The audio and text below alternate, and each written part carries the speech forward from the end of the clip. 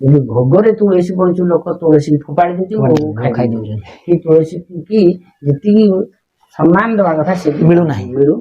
ଯେତିକି ପ୍ରଭୁ କଣ୍ଠରେ ବସିବେ ସେତିକି କହିବେ ବା ପ୍ରଭୁ ଆମେ ମୁଁ ଯାହା କହୁଛି ଯେ ମୁଁ କହୁଛି ସେ କଥା ନୁହଁ, ମୋ ପ୍ରଭୁ ମତେ କିଛି କହୁଛନ୍ତି ମୁଁ କହୁଛି କାହିଁକି ନା ସେ ବା କଣ୍ଠରୋଧ କରିଦେବେ।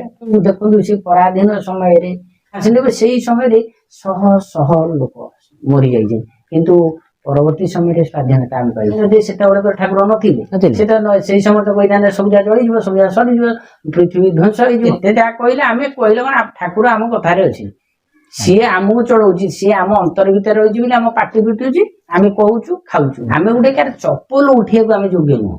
ଆଜ୍ଞା କିନ୍ତୁ ଲୋକ କହୁଛନ୍ତି ଏ ମୋ କଠଉକୁ ପୂଜା କର, ମୋ କଠଉକୁ ଧରିକିରି ଚାଲ, ମୋର ପ୍ୟାଣ୍ଟ ସାର୍ଟ ହଳେ ଦରକାର। ମୁଁ ଯାଇ ମାଙ୍କ ମନ୍ଦିରକୁ ମତେ ପ୍ୟାଣ୍ଟ ସାର୍ଟ ଦେଲ ମାର ବି ଯୋଉ ସାଧୁ ସନ୍ଥୁ ମାନେ ଆମେ ଏସିରେ ରହିବୁ। ଠାକୁର ତମେ ଯଦି କହୁଛ ସାଧୁ ଆମେ ଭଗବାନ ଅଂଶ ସବୁ କିଛି ଅଛି ଆମ ପାଖରେ, ତାହେଲେ ଠାକୁର ତ ରହୁଥିଲେ ବରଗଛ ତଳେ, ତୁମର ଏସି ଘର।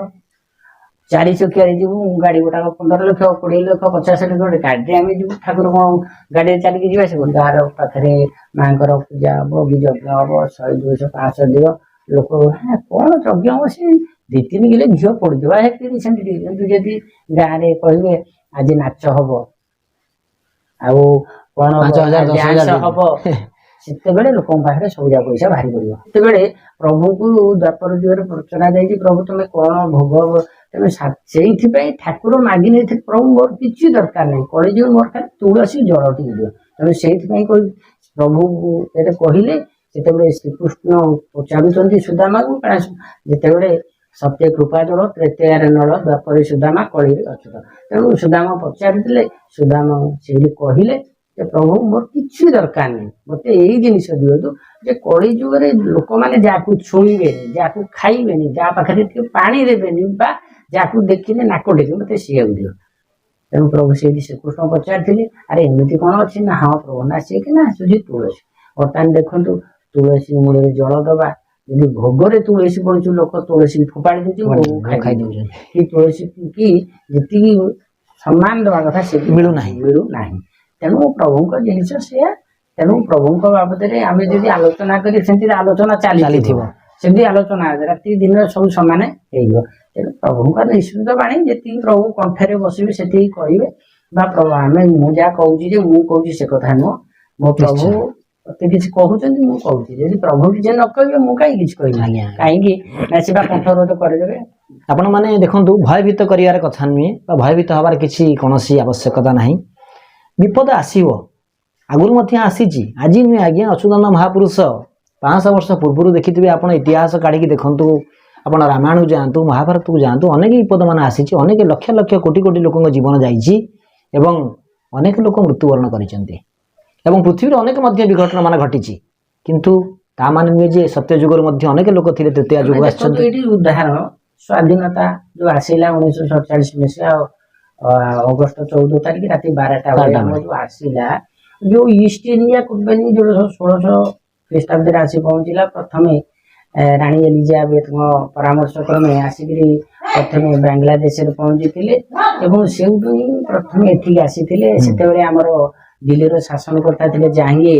ସେତେବେଳେ ଜାହାଙ୍ଗୀରକୁ ସେ କହିଥିଲେ, ଏଲିଜାବେଥ ତାଙ୍କର ପଠେଇଥିଲେ ତାଙ୍କର ସୁଲତାନକୁ ଯେ ଆମକୁ କିଛି ଦରକାର ନାହିଁ, ଆମକୁ ଖାଲି ଟିକେ ସମୟ ସୁଯୋଗ ଦିଅ, ଆମ ତମ ଦେଶରେ ଖାଲି ଟିକେ ବାଣିଜ୍ୟ କାରବାର କରେ। କିନ୍ତୁ ପରବର୍ତ୍ତୀ ସମୟ ଏମିତି ଆସିଲା ଯେ କି ସେ ଇଂରେଜ ମାନେ ଆମ ସମଗ୍ର ଭାରତ ବର୍ଷରେ ବାଣିଜ୍ୟ କରିବା ପରିବର୍ତ୍ତେ ଆମକୁ ଶାସନ କରି ପରାଧୀନତାର ପରିଚୟ ଦେଲେ। ଏବଂ ଦେଖନ୍ତୁ ସେ ପରାଧୀନ ସମୟରେ ମାନେ ଶହ ଶହ ମାନବ, ଶହ ଶହ ସିଦ୍ଧ ପୁରୁଷ, ଦେଖନ୍ତୁ ମହାତ୍ମା ଗାନ୍ଧୀ ହୁଅନ୍ତୁ, ଗୋପବନ୍ଧୁ ଦାସ ହୁଅନ୍ତୁ, ଜବାହରଲାଲ ନେହେରୁ ହୁଅନ୍ତୁ, ସୁଭାଷ ବୋଷ ହୁଅନ୍ତୁ, ମଧୁସୂଦନ ରାଓ ହୁଅନ୍ତୁ, ମଧୁସୂଦନ ଦାସ, ଯିଏ ବି ଯନ୍ତ୍ରଣା ଭୁଲି ଆମକୁ କେତେ ଜଗବନ୍ଧୁ ଏମାନେ ଆମକୁ ବୀର ସୁରେନ୍ଦ୍ର ସାଏ ହୁଅନ୍ତି, ମାନେ ଆମକୁ ମାନେ କେତେ ସେ ଯନ୍ତ୍ରଣା ଆସିଲେ। ସେଇ ସମୟରେ ଶହ ଶହ ଲୋକ ମରିଯାଇଛନ୍ତି, କିନ୍ତୁ ପରବର୍ତ୍ତୀ ସମୟରେ ସ୍ୱାଧୀନତା ଆମେ ପାଇଛୁ, ଯାହାକି ଆମେ ସ୍ୱାଧୀନ ଭାବରେ ଆଜି କହିପାରୁଛୁ, ସ୍ୱାଧୀନ ଭାବରେ ଯାଇପାରୁଛୁ। ସେଇ ସମୟରେ କଣ ପ୍ରଭୁ ଚାହିଁନଥିଲେ? ସେତେବେଳେ ଠାକୁର ନଥିଲେ, ସେଟା ସେଇ ସମୟରେ ତ କହିଥାନ୍ତେ ସବୁ ଯାହା ଜଳିଯିବ, ସବୁ ଯାହା ସରିଯିବ, ପୃଥିବୀ ଧ୍ୱଂସ ହେଇଯିବ, ଆଉ ପୃଥିବୀ ପୃଷ୍ଠରେ କେହି ରହିବେ। ସେ କଥା ହବ ନାହିଁ। ପ୍ରଭୁ ଯେହେତୁ ଆମକୁ ଜନ୍ମ ଦେଇଛନ୍ତି ବଞ୍ଚିବି। କାରଣ ଯେମିତି ଆମର ଅଛି ଉତ୍ତରେ ସାଜିବ ଦକ୍ଷିଣେ କାଜିବ ପୂର୍ବେ ନ ରହିବେ କେହି, ଝାଡ଼ ବାଡ଼ ସେଇ ଯେତେକ ରହିବେ କୂଳକୁ ବିହନ ସେଇ।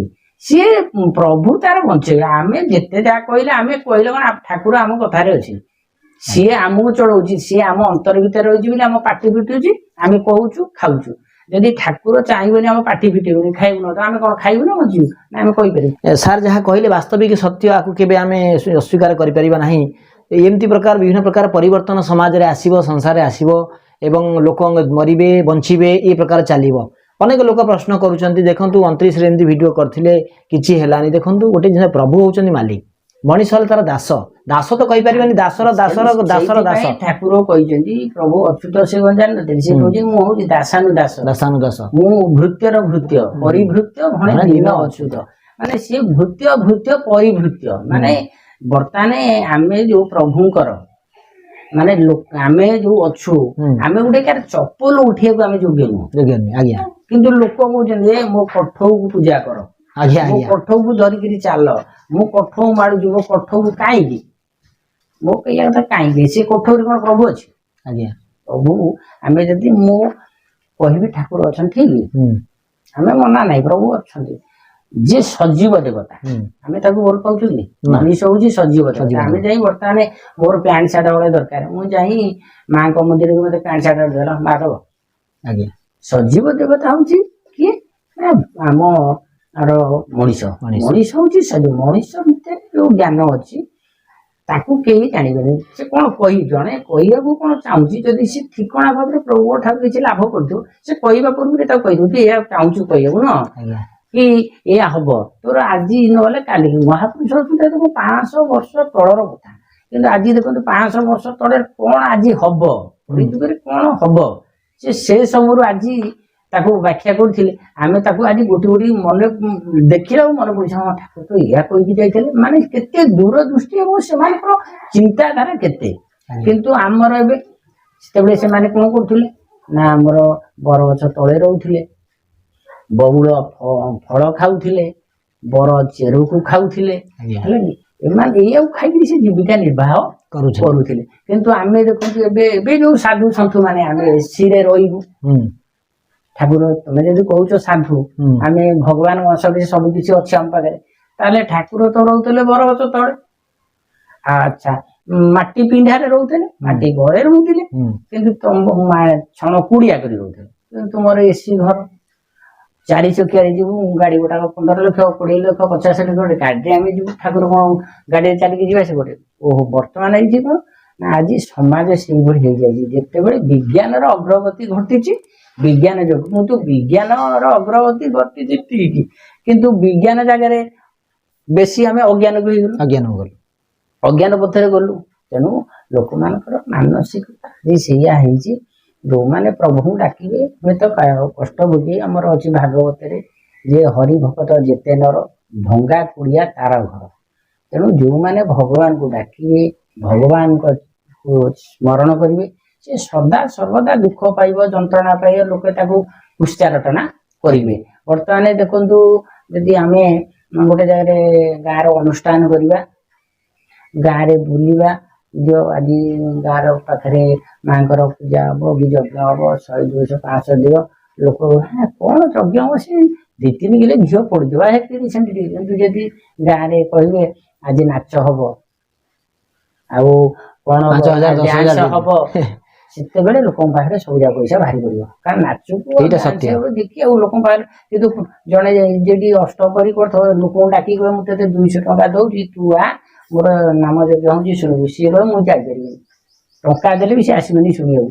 କିନ୍ତୁ ଯଦି କୋଉଠି ଡ୍ୟାନ୍ସ ହଉଛି, କୋଉଠି ଯଜ୍ଞ ହଉଛି, ନାଚ ହଉଛି, ସିଏ କଣ କରୁଛନ୍ତି, ସେଠି ସାଙ୍ଗେ ସାଙ୍ଗେ କୋଉଠି ଘରେ ଚାଉଳ ଅଛି, କି କାହା ବାଡିରେ ନଡିଆ ଅଛି, କି କଦଳୀ ଅଛି, କାଟିକିରି ନେଇକିରି ସେ ପହଞ୍ଚି ଯାଉଛି ଏବଂ ତାକୁ ଦେଖୁଛନ୍ତି। ଲୋକମାନଙ୍କର ଚିନ୍ତାଧାରା ଥାଏ। ଆମେ ଯାହା ଆମର ଏତିକି କଣ ପ୍ରଭୁଙ୍କ ଦୟାରେ ଆମେ ଯେତିକି ଜାଣିଛେ ସମାଜ ପାଇଁ ଉପଦେଶ ଦବା, ହୁଏତ ସେ ଉପଦେଶ ଗ୍ରହଣ କରିପାରେ ନ କରିପାରେ। ଆମେ ସ୍କୁଲକୁ ପାଠ ପଢିବାକୁ ଯିବା, ସାରେ ଆମକୁ ପାଠ ପଢେଇବେ, କିନ୍ତୁ ସମସ୍ତେ କଣ ସାରଙ୍କ ପାଠକୁ ଶୁଣନ୍ତି? କେତେକ ଅଛନ୍ତି କାହିଁ ସେ ଗପୁଛି ଗପୁଥାଉ, ଦେଖିବା। କିନ୍ତୁ କେତେକ ଅଛନ୍ତି ଧୀରେ ସ୍ଥିର ପଢିବେ, ନାଇଁ ସାର ପଢଉଛି ନା ଦେଖିବା, ଯେକି ଆମର ଭବିଷ୍ୟତ ଅଛି, ତାହେଲେ ଭବିଷ୍ୟତ ଅନ୍ଧାର ହେଇଯିବ।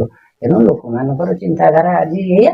ତେଣୁ ପ୍ରଭୁ ତାର ଯୋଉ ଜାଗାରେ ରଖିବ, ଯୋଉଠି ଡଙ୍ଗା ଚାଲିଛି, ଡଙ୍ଗା ନଈରେ ଚାଲିଛି, ଯଦି ଡଙ୍ଗା ଯୋଉଠି ବୁଡିଗଲା ସେଠି ବୁଡିଗଲା, ନହେଲେ ଯଦି ଆମର ସମୁଦ୍ରରୁ ଜୁଆର ଆସୁଛି, ଜୁଆର ଆଉଛି, ଯୋଉଠି ଜୁଆର ଅଛି ଡଙ୍ଗାଟା ଭାସୁଛି, ଯୋଉଠି ଜୁଆର ଭଟ୍ଟା ହେଇଗଲା, ଜୁଆର ଭଟ୍ଟା ଦିଟା ଅଛି, ଯେମିତି ଦିନ ରାତି ଅଛି, ଜୁଆର ଭଟ୍ଟା ବି ଅଛି, ଯେମିତି ଜନ୍ମ ମରଣ ମୃତ୍ୟୁ ଅଛି, ଏ ସେମିତି ଯୋଉଠି ଡଙ୍ଗାଟା ଲାଗିଲା ସେଇଠି ଗଲା। ଆଉ କଣ ସେଉଛନ୍ତି। ତେଣୁ ଆମର ଠାକୁର କହିଛନ୍ତି ଯେ ଭାବ ବିନୋଦିଆ ଠାକୁର ଭକ୍ତ ବତ୍ସଳ ହରି, ଭକ୍ତ ପାଇଁ ଫଳେ ମୋର ଦଶ ମୂରତି ଧରି, ଭକ୍ତ ତୁମର କି ସରିବ, ଭକ୍ତ ଭୁଲରେ ଥାଅ, ଭକ୍ତ ପେଶିଲା ହସ୍ତିନାକୁ ଦୂତ ପଣରେ ଯାଅ, ଭକ୍ତ ଦେଖାଇଲା ସ୍ତମ୍ଭକୁ, ସ୍ତମ୍ଭ ହେଲ ଉଦିତ, ଭୃତର ଭୃତ ପରିବୃତ, ଭଣେ ଦିନ ଅଚ୍ୟୁତ, ଭୃତର ଭୃତ ପରିବୃତ, ଭଣେ ଦିନ ଅଚ୍ୟୁତ।